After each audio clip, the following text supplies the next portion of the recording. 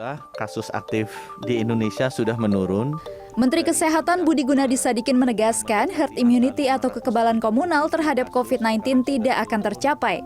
Varian baru COVID-19 akan terus bermunculan. Masyarakat Indonesia harus siap hidup berdampingan dengan COVID-19. Pemerintah juga tidak lagi berfokus pada pencapaian kekebalan kelompok. Menteri Kesehatan menambahkan, dalam kenyataannya COVID-19 akan sama dengan penyakit-penyakit lain seperti polio dan cacar. Ia pun meminta masyarakat untuk tetap menjaga gaya hidup sehat agar imunitas tubuh tetap terjaga. Hal ini penting agar laju kematian akibat COVID-19 dapat diminimalkan. Immunity itu tidak mungkin tercapai. Jadi kalau kita mau vaksin pun harus vaksinnya lebih dari itu dengan efikasi yang ada sekarang dengan varian Delta. Dan untuk informasi Bapak Ibu juga, varian ini sekarang sudah keluar yang Lambda. Ya, walaupun baru keluar di Amerika Selatan, kenaikannya juga sudah cukup tinggi, ada di 30 negara, di Asia Tenggara baru teridentifikasi di Filipina. Jadi mungkin at the end of the day, kenyataannya bahwa ya itu tadi, ini sama seperti polio, sama seperti penyakit cacar, tidak mungkin kita bisa hapuskan. Kita harus memang hidup bersama dengan virus ini untuk waktu yang cukup lama. Sekarang bagaimana dengan kombinasi protokol kesehatan yang baik, dengan vaksinasi yang mungkin bisa meningkatkan kekebalan tubuh kita, dengan kebiasaan hidup kita yang sehat, kemudian nanti ada perkembangan di sisi therapeutic side, ya, di sisi obat-obatannya, kita bisa mengurangi risiko kematiannya atau fatalitasnya. Sementara Ikatan Dokter Indonesia atau IDI meminta pemerintah segera menyiapkan skenario cadangan untuk mengantisipasi tidak tercapainya target vaksinasi di akhir tahun 2021 ini.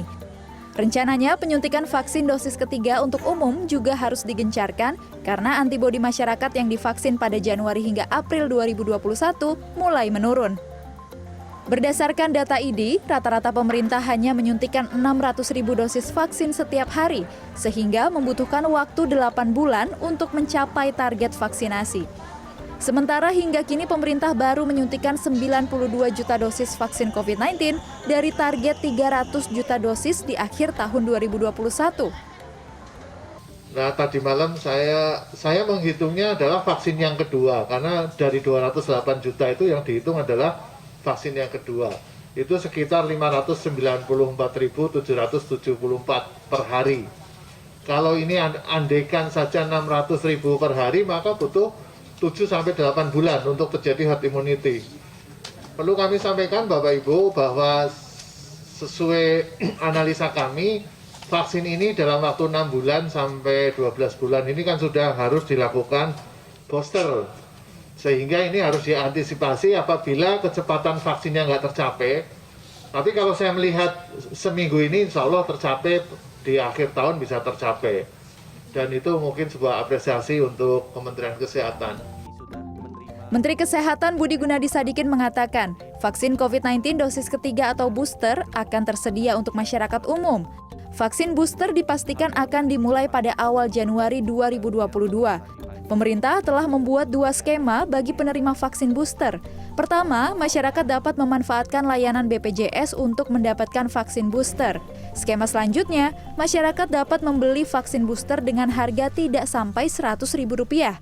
Namun, belum ada informasi mengenai jenis vaksin dan harga tetap vaksin booster. Kepala Badan Pengawas Obat dan Makanan BPOM Penny Lukito mengatakan, pihaknya telah menerbitkan Emergency Use Authorization atau izin penggunaan darurat terhadap 7 vaksin COVID-19.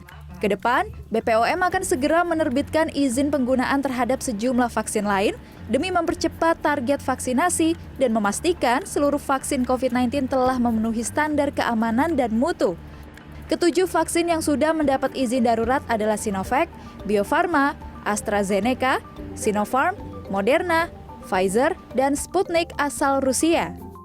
Dari 7 vaksin tersebut, vaksin CoronaVac atau Sinovac, vaksin PT Bio Farma, serta Pfizer telah digunakan oleh anak usia 12 hingga 18 tahun.